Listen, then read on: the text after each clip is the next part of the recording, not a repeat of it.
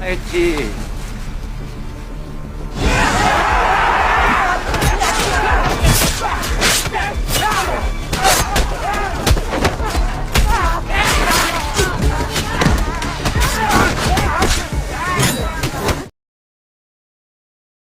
Setelah berhasil melumpuhkan Hejin, Gang Jae pun menghubungi Mujin dan memberitahu hal itu, dan ia juga mengirimkan foto Hejin kepadanya. Gang Jae mengatakan jika ia tak segera datang, maka Hejin akan mati.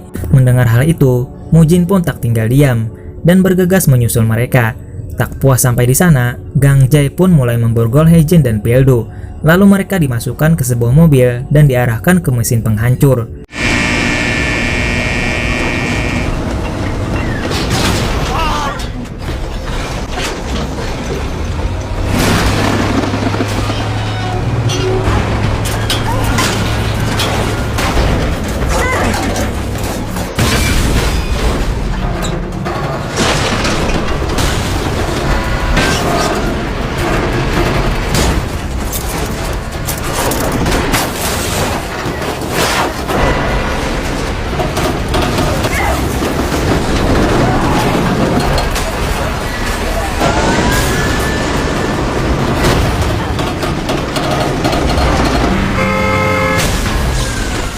Namun untung saja, saat kedua orang itu akan menjadi ayam geprek, Mujin datang tepat waktu dan menyelamatkan mereka berdua. Mendengar mobil polisi yang mendekat, Mujin pun segera pergi meninggalkan tempat tersebut. Hingga akhirnya mereka berhasil selamat. Namun dengan Hejin yang mendapat luka cukup parah hingga tak sadarkan diri. Setelah kejadian itu, para polisi pun mencari keberadaan Gang Jae ke seluruh wilayah. Mereka sangat bersungguh-sungguh dan melakukan pencarian ini. Di sisi lain, kelompok Mujin juga terus mencarinya. Bahkan, dia menyandra dan menghajar habis-habisan pengikut Gang Jae yang dulu pernah ingin merudal paksa Hejin, hanya untuk mengorek informasi lebih detail. Nampak Hejin yang terbaring lemah tak berdaya sedang memimpikan ayahnya. Betapa rindunya Hejin dengan Donghun, ayahnya tercinta. Hingga saat Hejin tersadar, Pildo yang telah berada di sana dan siap membawanya pulang. Untuk memperkuat keadaan Hejin, Pildo pun menceritakan kisahnya dulu saat ia kehilangan adiknya tercinta. Jadi di sini mereka adalah sama-sama pernah kehilangan orang yang mereka cintai. Sesampainya di restoran, Hejin sedang makan santai bersama anggota-anggotanya yang lain. Mereka terlihat senang dengan selamatnya Hejin atas insiden kemarin. Namun secara diam-diam, Taiju mengawasi mereka dan mengirimkan foto kepada Mujin. Mujin pun menyuruh sekretarisnya mencari tempat tinggal untuk Hejin. Ketika malam hari, tiba-tiba Hejin mendapat telepon dari Mujin yang memberitahu bahwa ia harus segera menghentikan penyamarannya, karena jika Gang Jae tertangkap, Hejin akan dalam bahaya besar. Namun Hejin menolak hal itu dan akan tetap melanjutkan misinya untuk mencari dan membunuh pembunuh ayahnya. Hari terus berlalu. Gihu yang mulai curiga dengan Hejin pun menyuruh salah satu anggotanya untuk menyelidiki semua panggilan Hejin selama 3 minggu ke depan secara diam-diam. Sementara itu, terlihat Hejin yang terus melakukan pencarian Gang Jae. Ia pergi ke sebuah bar dan bertemu dengan Manggo di sana. Manggo tak lain adalah anak buah Gang Jae yang melakukan penyerangan di organisasi. Hejin mengancam akan menangkapnya atas kasus konspirasi pembunuhan polisi jika tak memberitahu keberadaan Gang Jae. Setelah mendapat informasi yang diinginkan, Hejin pun memberitahu Mujin bahwa Gang Jae akan melarikan diri melalui pelabuhan menggunakan kapal. Di sisi lain, Gihu mendapat panggilan dari Gang Jae. Ia mengatakan bahwa akan memberitahu keberadaan Mujin jika ia mau melepaskannya. Singkat cerita, Mujin pun menyiapkan anggotanya dan berangkat ke dermaga. Sementara itu, terlihat Gang Jae yang telah menunggu kedatangan Gihu, yang sebenarnya telah berada di sana menyuruh para anggotanya untuk diam terlebih dahulu dan keluar pada waktu yang tepat.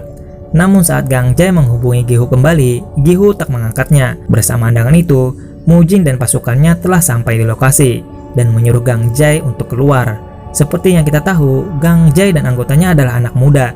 Ia pun keluar dan menghadapi anggota Mujin dan pertarungan pun tak dapat dihindarkan.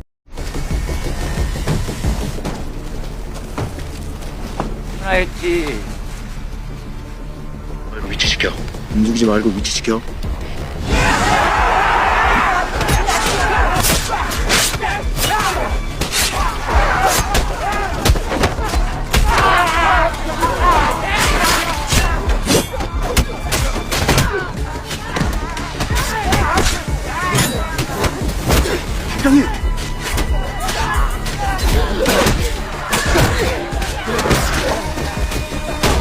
Gang Jae yang terpojok pun lari menjauh, namun Mujin tak tinggal diam.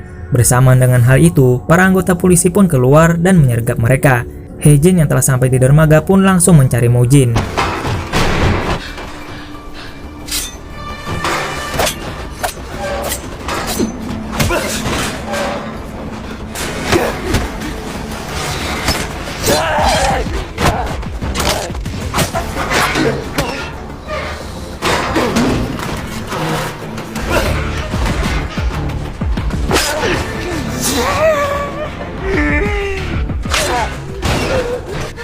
난 어리석은 선택을 한 거야.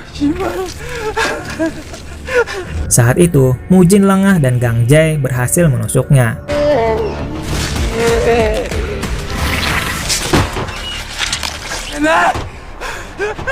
Dan untung saja, ia datang tepat waktu, dan kedatangan Hejin membuat Mujin lolos dari kematian.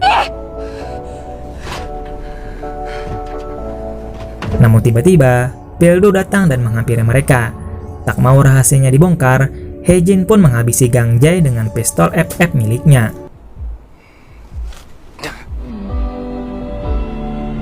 Sementara itu, Gi-ho pun menangkap basah Mujin yang sudah sekarat. Namun tiba-tiba saja, Taejo datang menyelamatkan Mujin dan kabur dari sana. Mujin pun singgah di suatu tempat. Dengan langkah yang tertati-tati, ia pergi ke sebuah kuil kecil yang berada di atas bukit, menemui sahabatnya untuk berlindung. Melihat Mujin yang terluka parah, biksu itu pun segera menolong dan merawatnya. Hingga kini, ia benar-benar tak sadarkan diri. Di sisi lain, terlihat Hejin yang terus dihantui rasa bersalah setelah menghabisi Gang Jae, hingga terdengar suara bel pintu yang ternyata adalah Pildo. Hejin pun menghampirinya dan Pildo datang membawakan minuman untuk mereka nikmati bersama dengan maksud agar Hejin bisa lebih tenang. Turunnya salju pun menemani mereka menghabiskan malam. Terlihat Pildo yang berusaha menghiburnya, namun itu malah membuat Hejin tertidur. Hari pun terus berlalu. Nampak Mujin yang telah mulai membaik dan berbincang-bincang dengan pria tua tersebut.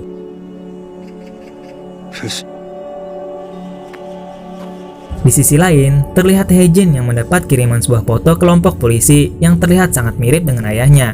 Dan di sana juga tertulis pengiriman atas nama Gang Jae.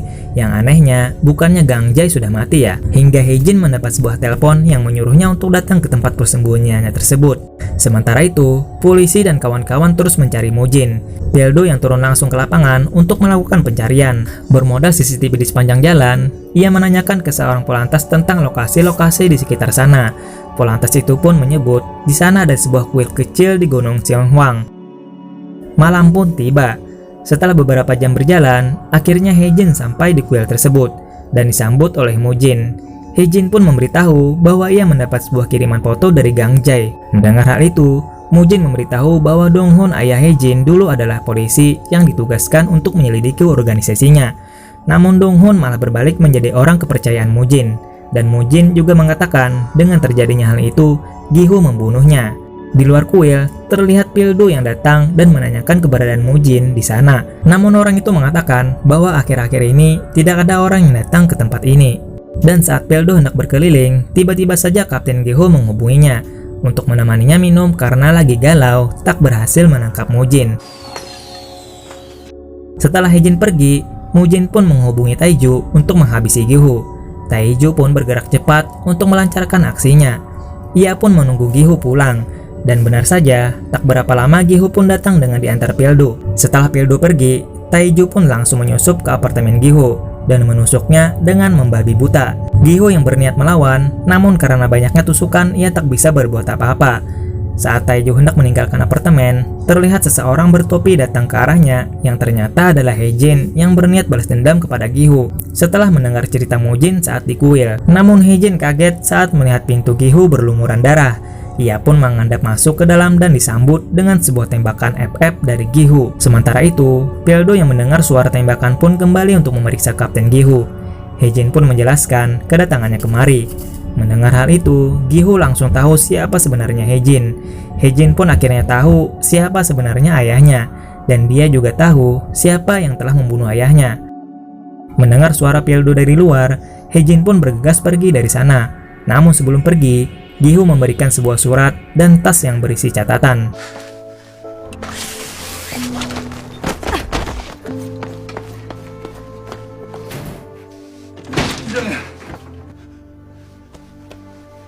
Dan saat Hejin membaca catatan itu satu persatu, seketika terbayang semuanya. Surat itu berisi tentang kegiatan ayahnya dulu saat bersama Mujin. 아빠가 없어도 Hejin pun sadar bahwa ia telah dibohongi Mujin selama ini, dan Hejin pun merusak tato ciri khas organisasinya untuk menandakan perlawanan, dan film pun bersambung.